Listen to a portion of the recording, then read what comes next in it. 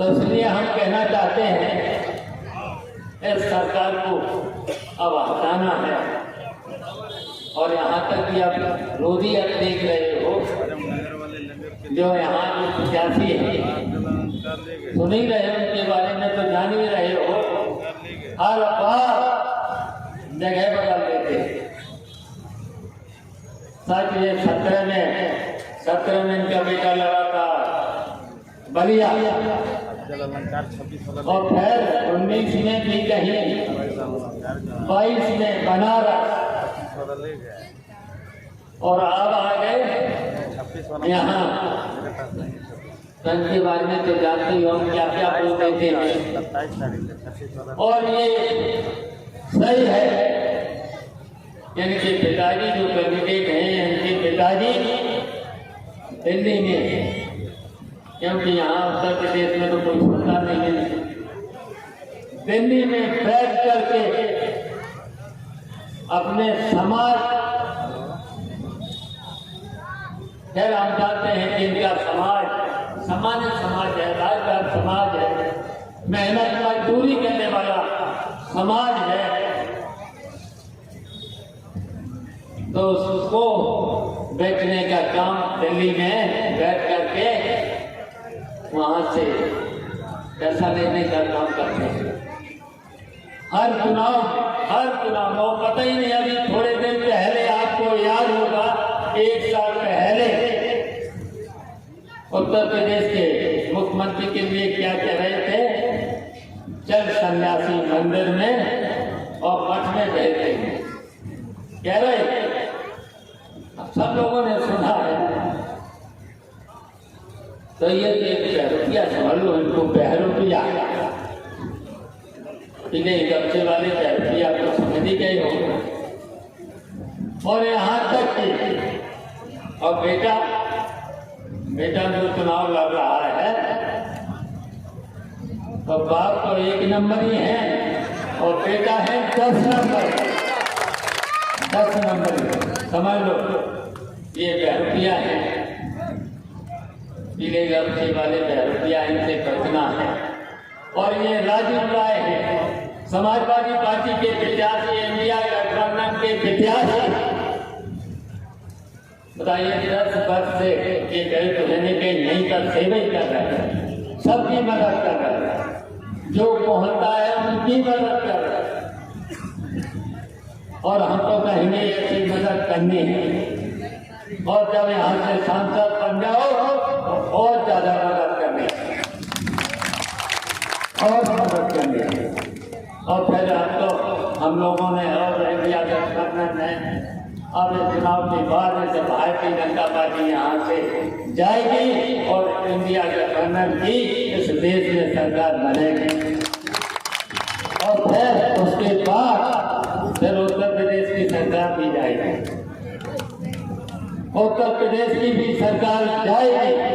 और जब उत्तर प्रदेश की सरकार जाएगी तो फिर यहाँ फिर सरकार बनेगी। तो बिजली के बिल से लेकर के 300 यूनिट बिजली फ्री,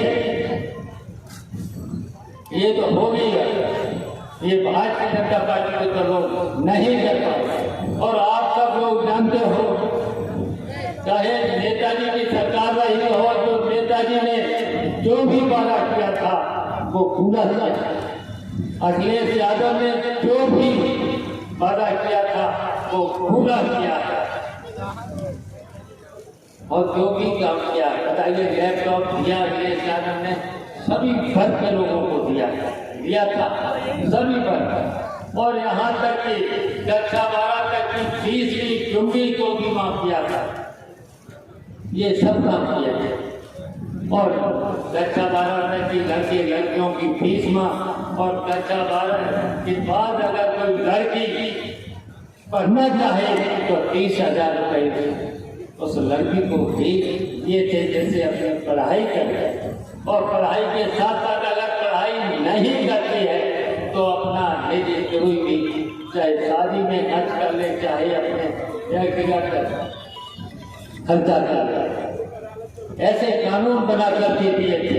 और यहाँ तक कि नेताजी ने जो मेहनत मजदूरी किसान से लेकर के ऐसा भी कानून बना दिया था कि 7 साल के ऊपर के बूढ़े और बुढ़ियों को पेंशन लागू कर दी और ऐसे भारतीय जनता पार्टी ने वो भी अच्छा था। और इनके वादे तो सब अधूरे निकले, इनके वादे सब खोखले निकले, एक भी वादा पूरा नहीं। तो इसलिए अब समय बहुत कम बचा है, बातें तो बहुत थी। अब डिटेल में हम जाना नहीं चाहते हैं। और ये सही है जो यहाँ के मंत्री हैं उनका राजभार भाई मुस्लिम भाइयों को भी धमका रहे, उसके साथ साथ विधानों को भी धमका रहे। हम बस्ता जमा करा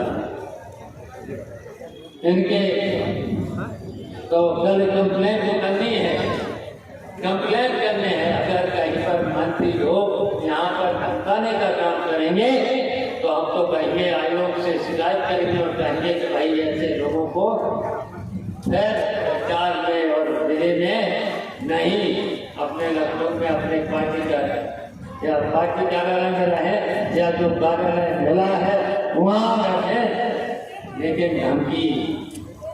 धमकी नहीं देना चाहिए। अगर धमकी देते हैं तो उनके खिलाफ FIR होना चाहिए, उसका रोक लगाना चाहिए, आयोग को भी रोक लगाना चाहिए।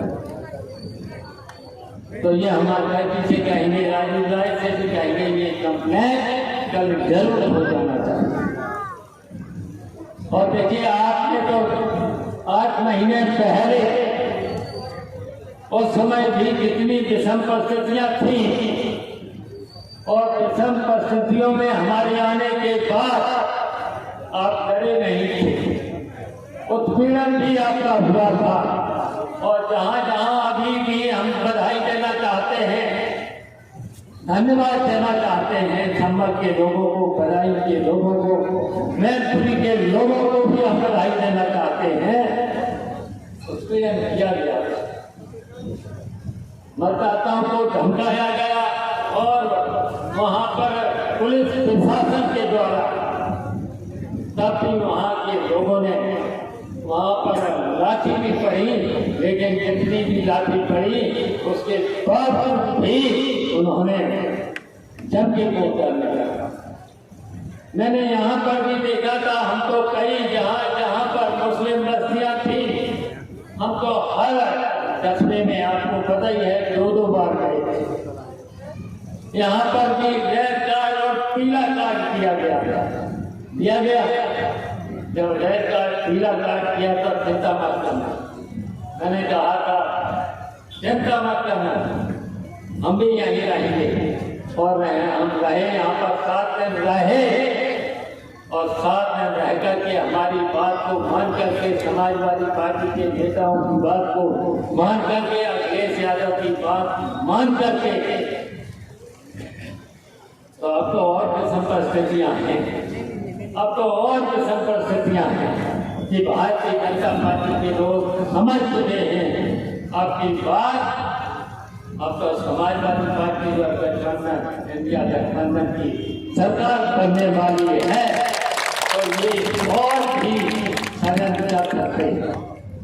उन षड्यंत्रों को हम लोग रहेंगे, सब लोग रहेंगे और रह करके उन षड्यंत्रों का पर्दाफाश करते हुए, और आप लोगों से भी हम अपील करना चाहते हैं, करने की कोई बात नहीं, अपने मत का प्रयोग जरूर करना है, अपने मत का प्रयोग जरूर करना है। तो हम चाहते हैं कि करेंगे आप सब लोग, तो हाथ उठा करके बताइए सब लोग, अपने सब लोग, अभी सब लोगों के हाथ नहीं होते, सब लोग हाथ उठाते हैं, सब लोगों के हाथ नहीं होते, उठाइए, सब लोगों के हाथ उठाइए। और हम तो कहेंगे कि उस दिन सब लोग अपने अपने मोहल्ले में, अपने अपने परिवार का जो भी मत हो उसको बोलेंगे, स्टेशन पर ले जा करके और अपना मत का प्रयोग जरूर करना और साइकिल का बटन दबा करके राजीव राय को जिताने का काम करें। बताइए करेंगे? करेंगे। और ये अगर आप हम लोगों ने कर दिया तो भारतीय जनता पार्टी यहाँ से हट जाएगी और फिर आपकी सरकार आएगी। राजीव राय यहाँ रहेंगे और आपकी सेवा करेंगे। कहीं पर भी दिक्कत नहीं आने देंगे, नहीं आने देंगे। और हम लोग भी आते जाते रहेंगे, हम लोग भी आते जाते रहेंगे। आपको कहीं जहाँ पर भी दिक्कत कहीं पर भी अगर आएगी तो आपके साथ हम कंधे से कंधा मिला करके आपकी लड़ाई को लड़ने का काम करेंगे और आपको कहीं पर भी असुविधा नहीं होने देंगे। तो बताओ राजीव राय को बस यहाँ साइकिल का बटन दबा करके जिता देना। यही हमारी अपील है, यही हमारा निवेदन है। इन्हीं शब्दों के साथ समाजवादी पार्टी जिंदाबाद। और ये जो सरकार संविधान बनाना चाहती है, लोकतंत्र को खत्म करना चाहती है, आरक्षण को नहीं देना चाहती है, तो हम इस लड़ाई को लेकर के संविधान को भी बचाएंगे और लोकतंत्र को भी बचाएंगे, जिससे कि आपके मत से ही सरकारें बने और आप सब लोगों का पूरा का पूरा आरक्षण भी मिलना चाहिए। आरक्षण भी